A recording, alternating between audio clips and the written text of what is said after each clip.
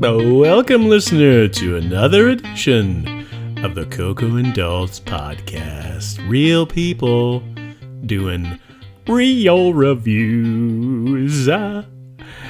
Coco, what are we talking about this week?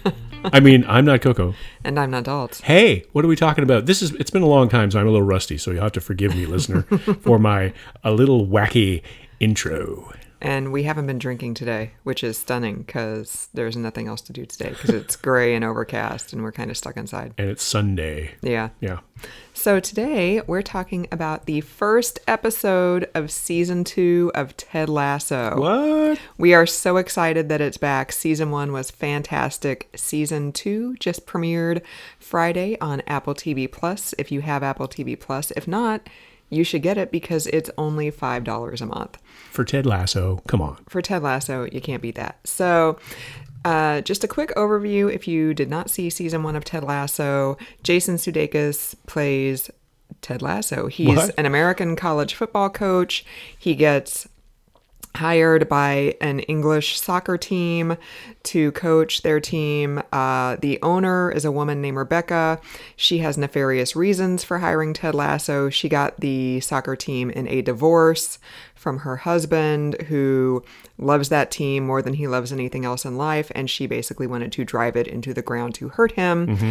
But Ted Lasso kind of wins everybody over. So at the end of season 1, the team gets relegated down to not the Premier League. They were in the Premier League. They didn't have a good enough record. They got relegated.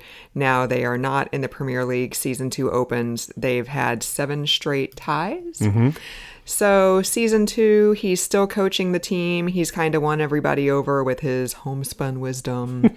Like I said, 7 straight ties. Danny Rojas. Episode 1 kind of focuses on star Danny Rojas, who accidentally kills the team mascot, the Greyhound, with a penalty kick when the dog runs in front of the goal. Which, by the way, I don't think the Greyhound showed up in season 1. Yeah, I don't remember the Greyhound in season 1. It was kind of a random, it's like all of a sudden we got a mascot and all of a sudden it's dead. Yeah, I know that they were called the Greyhounds in season 1, but I don't remember seeing a Greyhound mascot in season 1. Anyways, so Danny Rojas is in a bad mental state after killing a dog. So the team hires a sports psychologist to come in. She talks to Danny as well as a few of the other players. In other news, Rebecca is now seeing a man who is fine but doesn't necessarily light her fire. They go on a double date with Keely and Roy. Keely is still working for the club. Roy has retired. He is now coaching his niece's under-9 soccer team. He's had an offer from Sky Sports to be a pundit, which he really does not, under any circumstances, want to take. To say the least. Which he expresses in his very uniquely Roy way, including... In a swear jar, horrific way. Lots of F-bombs. He hasn't said the C word yet, though, which is pretty prevalent in the UK. But I guess they thought that might be a bridge too far for American audiences. So I don't think we've heard the C word yet. No. So yeah, it's just kind of getting into the swing of this season.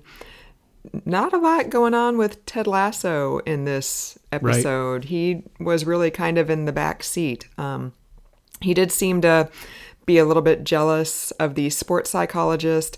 I will say the sports psychologist was very no nonsense. She didn't want him calling her doc. She preferred to be called doctor. Mm-hmm. She didn't wave at him. She was uncharmed by him. I felt like that is a more accurate depiction of how English people would actually react to Ted Lasso, instead of them all kind of being grudgingly charmed by him like they were in season 1.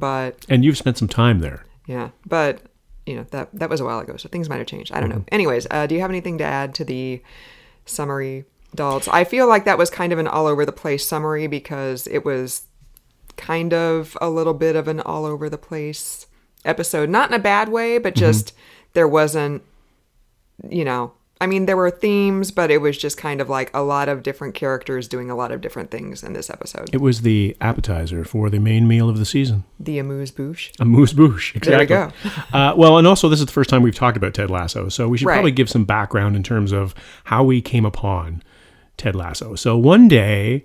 Does anybody care how we came upon Yes, Ted Lasso? we need to have some background. So what happened was I was bored one night and I started watching Ted Lasso in bed, and you were doing something else. And then... I was probably sleeping. No, I was in bed and you okay. were doing something else. I don't know. And so it was like one of those things where, oh yeah, I heard a lot about this series. Maybe I'll try watching it. And I couldn't get enough of it. The first season is fantastic. Yeah. Coco said, hey, maybe we should watch this. And I said, I'll watch it again with you. So that speaks to the quality of the first season when we have so many options in this streaming horrific kind of world that we're in. We have a lot of streaming services. We have a lot of things to watch, and there are a lot of things on our watch lists. And I was like, yeah, I'll watch that again. So, and they're only like 30 minutes long, roughly. Yeah. Really good episodes. The episode today was 40-ish minutes long. Yeah, and I think they're going to be in that neighborhood for season 2 by the sounds of it. But they're very easily bingeable and very yokely. The guy is very relatable. He goes over there and you think, well, an American in London, this has been done, the fish out of water story, but it's actually done in a very charming way, in a very sort of heartstringy kind of way without being sappy. And the reason Ted's over there in the first place is because he's going through a divorce, and his now ex-wife was like, I need some space. So he did that and went overseas. And so as a result of that backstory, the first season was kind of more establishing the characters. It was more about who are these people and how they're going to get around and how they're going to get along. And we had Jamie Tart, who's not on the team anymore, who is a fantastic, really cocky young player who was upsetting the apple cart a lot on the team. And then we had Roy Kent, as mentioned by Coco, the veteran guy who was on the other end of the scale, and he was on his way out, and he's still in this. So that dynamic was really interesting. We don't really have that dynamic in the second season right now. And the first episode, I got to say, was a little disappointing because it wasn't nearly as funny as the rest of the episodes in the first season. Wow. The first season, the pace was really good. There was a laugh almost every minute. It was very witty. It was very insiderly. So you had to have a good sense of culture, not just English culture. I mean, just in general, like the Spice Girls references and stuff like that they were making. They were all really funny. I didn't see as many of those. I didn't hear as many of those in this go around. And the characters didn't have there wasn't the friction in this episode that there were in the first episodes of the first season. So for example, the new owner, her and Ted Lasso in the first season, she was, she just brought him to essentially make a fool out of him and undermine the team, and that has sort of been resolved. And so now we have to have new friction. We have to have new conflict in this second season, and we don't quite have it. I think we have it with the therapist and Ted Lasso. So obviously it looks like Ted Lasso, because he's this amateur psychologist for everybody on the team, now they got a pro, and he's like, I'm being usurped, and my role, I can see this storyline developing right now. Is the shrink going to be there the whole season, though? I haven't read if she's going to... I think she's going to be there for most of it, yeah, from what I read. That's kind of like the conflict now. So, I mean, every good story comes out of some sort of conflict. And now that the season 1 conflicts have largely been resolved, we have to introduce something new. But the characters are still so lovable, and the dialogue is still pretty good. Again, I didn't think it was as good as the first season, but this is just one episode, so we'll see how it goes. Right. I enjoyed it. I thought it was good. Mm-hmm. I mean... It's the first episode of the second season. Season 1 was really self-contained. As a storyline, it was them trying not to be relegated and stay, in the big division. And then they couldn't avoid that at the very end. So now we have to rebuild. So I feel like season 1 was its own storyline, and now we have to establish the storylines for season 2, because there's not that continuation. It's not like, okay, we managed to stay in the Premier League, all right, now it's just gonna be more like, oh, this week we're playing Man City, next week we're playing Sheffield Wednesday. I did like that we saw, I am not a soccer fan actually, but I did like that we saw a little bit more soccer. That was one of my criticisms of season 1, was that we did see soccer in season 1, but we didn't see Ted trying to learn soccer and how to coach soccer. Right. And I understand that when you're a fish out of water in that kind of situation. Okay, yeah, you're going to crowdsource like, hey guys, what were the trick plays that you ran on your old teams that we could maybe do? But the poutine play was my favorite, by the way. Yeah, exactly. Was it Mysterious Poutine or something like that? But there was no shot of him staying up until 4 a.m. reading, Soccer for Dummies or whatever. Right. So that was one of my criticisms of season 1. So I feel like hopefully we can see more of that in season 2, like him dedicating himself to, okay, I owe it to these guys to be the best I can. And part of that is learning the sport that I don't know anything about, even though football and football share a name. That's the end of it, So I enjoyed that there was like some scenes of soccer and practice and stuff. I didn't mind that in the first season. I didn't mind the lack of soccer action. I like the best parts of that first season to me were the interactions with the players. Yeah. And like in practice or training, as they call it, those situations are really funny because they seem really authentic and legitimate to me. That having been around lots of sports teams in my day, you can see that there's that back and forth between athletes, and they're all high achieving athletes, and they're all very competitive and all that sort of stuff. So they're always giving each other crap in the locker room, that kind of thing. And that's the sort of stuff that I really like. The action on the pitch is not the game stuff is not really as essential because it's so hard to do it authentically. Yeah, and I don't need, if it's a 30-minute episode, I don't need 25 minutes of Right. soccer. I'm just like, he's coaching a soccer team. Like, Yeah. And we don't see any of that. Yeah, totally. We don't see any X's and O's really. Right. Like he's a fish out of water, like professionally and culturally, but we're really kind of only focusing on one instead of both. Yeah, And, and maybe we'll get more into that Yeah. in season 2. I hope so. I don't want it to get too detailed, but yeah, the guy's got to learn the sport. Yeah, totally. And there's sort of this assumption that he has, and I don't think we really saw that, to your point, Coco. So yeah, maybe we'll see a little bit of that in season 2. Other thoughts on the first episode of season 2? So I did like the new Dutch player, Jan. Yes. He was really funny. I hope we see more of him. Who was super frank about his perspective. Yeah, he said of Danny Rojas, we're watching the end of someone's career or something to that effect. Like it was really funny. Well, and then he said something else in one of the scenes, and they said, "Don't worry, he's not being rude. He's just being Dutch." Yeah. And then everybody was like, "Oh, yeah, okay, we get it." And that's another thing I really love about this show that you wouldn't really get in another sport is that the international mix. Like there's a Canadian player, and there's a French player, and there's a lot of British players, and now there's a Dutch player, and there's an African player, and there's all these great cultures coming together. There's a great Canadian soccer series called 21 Thunder. And it's really good. It's a little bit more serious than this, but it's the same idea. It's a team. It's a young team coming together, and they've got to compete, and they've got all this stuff going on. And it's very similar in that you've got the guys giving each other crap in the locker room, in the dressing room, and then they go out after and they hang out and they do stuff together. And that kind of stuff is really, especially somebody who, for myself, I played hockey when I was a kid, and you sort of really... That's a fun thing to be part of a team and have all these guys that, you have people from different walks of life, but the sport unites you. And I think that that's one of the things that I really like about this is authentic. It feels genuine.